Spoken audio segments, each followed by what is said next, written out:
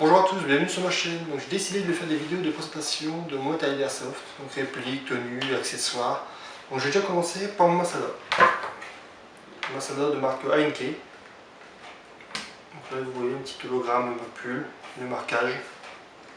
Donc déjà, les rails qui sont ici et ici, et les lunettes ne sont pas d'origine, je les ai rajoutées. Ici, il y a la mire. On appuie, on se lève, on appuie, on rabat. Normalement il y a un dispositif à l'arrière, je te montre la mire, mais je l'ai enlevé pour la lunette, c'est plus pratique. La crosse, on peut la rabattre en appuyant ici. Bon, j'ai souvent comparé au Oscar parce que le Oscar ressemble beaucoup au Masada.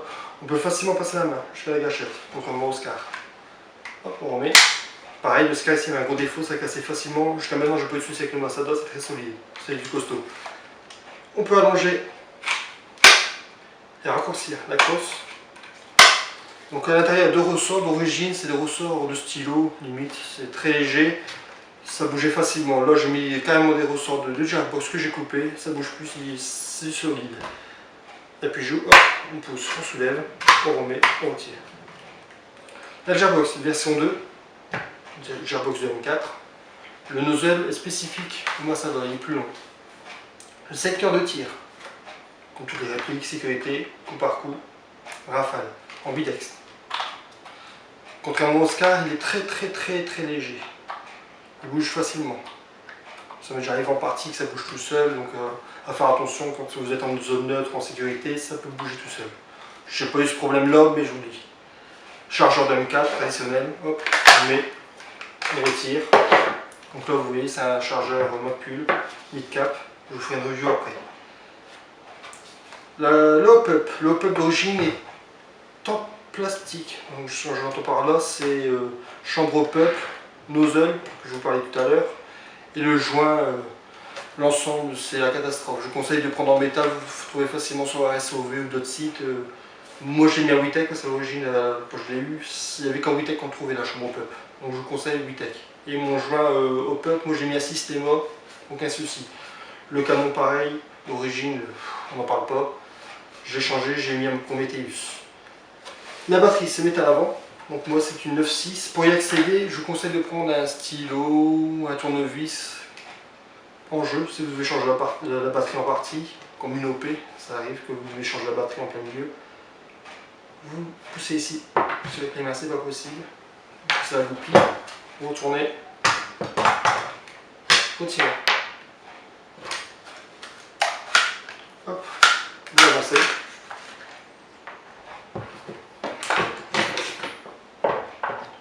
Donc là vous pouvez voir ici, j'ai mis beaucoup de Chatterton parce qu'à l'origine il y a un fusible. Le fusible, moi j'ai eu des soucis aussi pareil.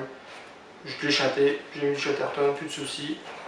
Hop, donc batterie mini 9.6. Le canon s'enlève très facilement. Là je ne vais pas le retirer comme je vous l'ai dit. La chambre hop-up, tout ça c'est un petit peu compliqué. Donc là je ne vais pas le démonter.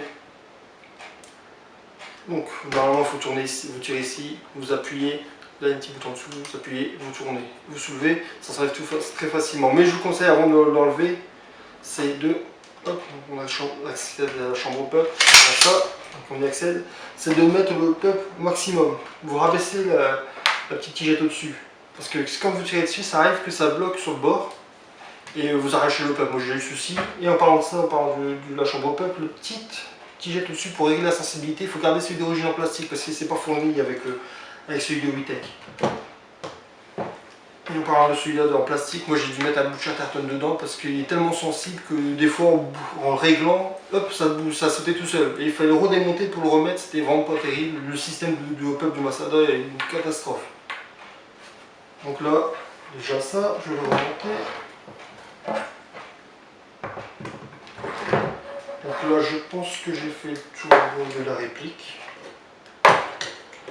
Et là maintenant, comme je l'ai réglé maintenant, là j'ai vraiment plus de soucis. Hein. C'est d'origine, je vous le dis, c'est comme les marques chinoises en général, d'origine. Il y a automatiquement des modifications à faire, comme déjà le ressort. D'origine, il tapait dans les 400 fps et je connais pas beaucoup d'associations qui acceptent les répliques puissantes. Donc moi ce que j'ai dû faire, c'est de mettre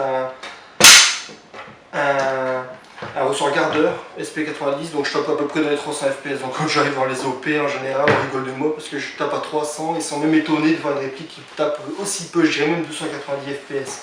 Ce qui est largement suffisant parce que c'est pas la puissance qui fait partir la bille loin, c'est le hop-up en fait. C'est l'effet du hop-up. C'est juste que la bille elle part un petit peu moins vite, mais bon, c'est pas le gros défaut. Bon, je reviens sur mon chargeur, le chargeur Wattpul. J'ai eu un souci un petit moment parce qu'à chaque fois j'avais des problèmes de billes qui ne montaient pas dans la réplique, dans celle-là et d'autres qui fonctionnent avec charge de la M4. Et à chaque fois j'étais là, j'ai dit c'est mon hop-up qui gêne, c'est mon hop-up qui gêne. Et finalement non, c'était le chargeur, c'est les billes que je mettais dedans. Pourtant c'était de la marque, c'était des gardeurs ou des ICS qui bloquaient dans le puits du chargeur, bêtement. Donc une fois j'étais voir un magasin, j'ai dit bon et voilà, j'ai un problème. Mes billes ne montent pas. Et ils m'ont conseillé de prendre des King Arms et plus de soucis. Donc il y a peut-être d'autres marques qui fonctionnent, mais moi maintenant je suis avec des King Arms en 0,25 et j'ai plus de soucis. Mais je vous dis, si un jour vous avez problème de billes qui ne montent pas dans les chargeurs mid-cap, ça peut venir des billes et non du chargeur. Donc je pense que j'ai fait le tour, je pense, oui. Donc voilà, j'espère que la vidéo vous a plu et laissez un petit commentaire, ça me fait plaisir. Voilà, merci, à plus.